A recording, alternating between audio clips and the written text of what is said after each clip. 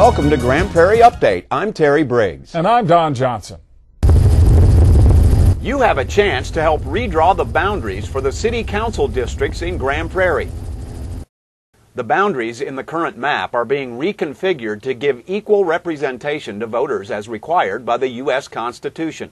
According to the 2010 census, the population in some districts has increased, creating an imbalance. The proposed Map A is drawn to compensate for the changes without diluting minority representation or displacing current council members. The districts basically follow the same patterns across the city that they are now, but in particular, District 2, 3, and 4 have to lengthen. They have to run further south than what they did previously in order to pick up the population. That increases their size.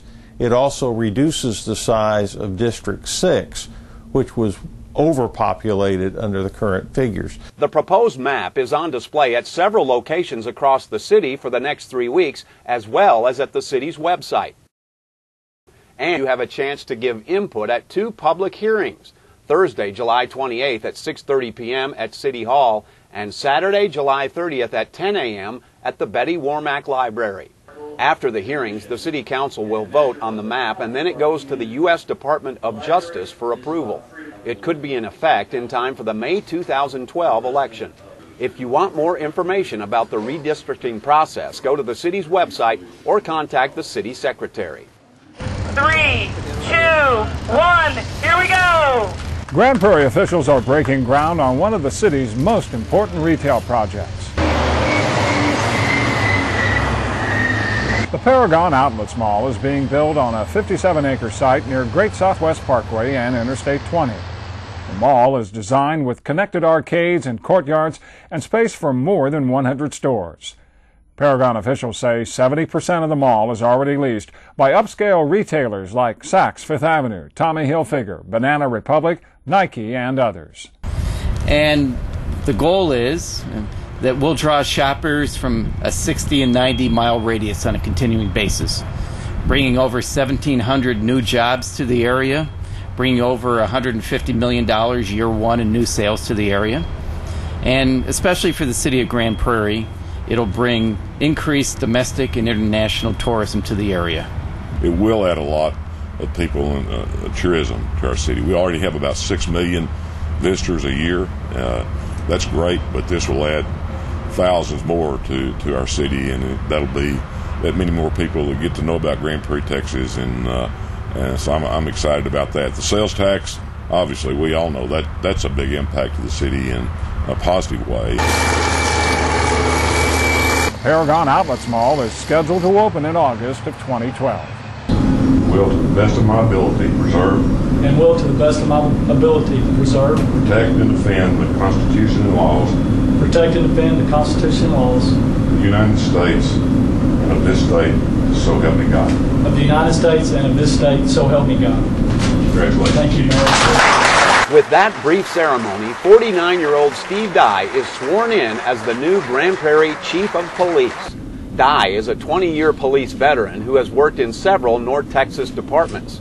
For the past 16 months, he's been the police chief in Colleyville. During his career, Chief Dye says he's always been a firm believer in fighting crime at the grassroots level. Well, community policing is not a set of programs. It is a department of philosophy. And what we really focus on is getting to know and understand our community and what those community needs are. And then beyond that, what we do is we try to address those needs in traditional and non-traditional police services. We're going to go the extra mile to provide a high level of police service. Dye says one of his top priorities will be expanding the pool of police recruits, trying to attract more candidates from high school and the military. Due to hazardous release in your area, all citizens are requested to shelter in place. That's a test message from Grand Prairie's new reverse 911 system. During an emergency, the reverse 911 system will be activated by personnel at the Police and Fire Dispatch Center. It will call all listed and unlisted landline telephones in the affected area and deliver a message describing the situation and what steps to take. It'll typically be our natural hazards such as flooding, We won't typically use it for a tornado, as that's what our outdoor warning sirens are for and your NOAA weather radio, but we can use it for other disasters such as SWAT call-out. We can also use it internally for the city to make internal notifications to our city staff and to our city management and our elected officials that an emergency is occurring. Initially, the new system will only contact landline phones, but it will soon be possible to be contacted by a cell phone or voice over the internet telephone. You can register for that service right now online at gptx.org/disasters. The reverse 911 system is part of the upgrade to the dispatch center at the new Public Safety Building. You can get more information by calling 972-237-7595 or email thunter@gptx.org.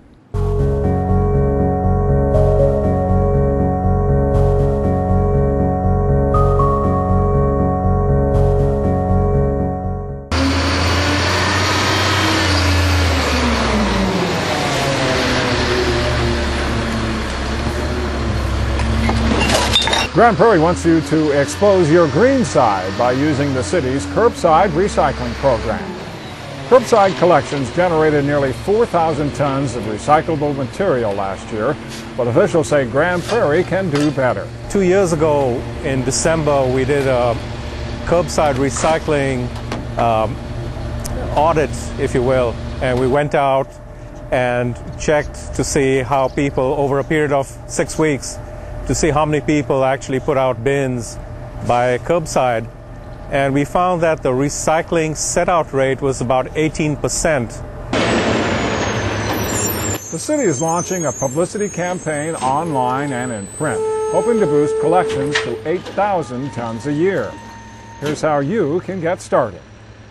Pick up a free recycling bin from City Hall, the landfill, the Bulls Life Center, Prairie Paws Adoption Center, Fire Station 9, or the Lake Parks Operations Center. Or you can buy blue plastic bags and use them. You can put cans, glass containers, plastic containers, newspapers, and flattened boxes into the green bins or blue bags without separating the items. There are some things you cannot put at the curb, including pizza boxes, styrofoam, aluminum foil, light bulbs, window and auto glass, mirrors, dishes, ceramics, toys, and any containers used for hazardous waste. Put the bin or bags at the curb on your pickup day before 7 a.m. You'll find a map of the collection schedule on the city's website, or you can call 972-237-8061.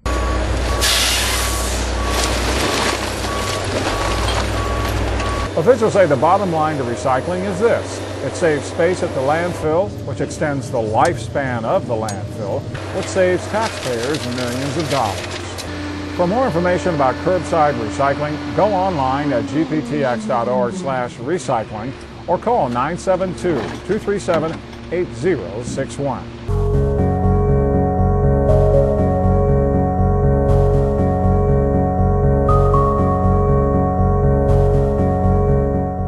That's it for this edition of Grand Prairie Update. Remember, you can watch any Channel 16 program anytime by going to the city's website at gptx.org/GPTV.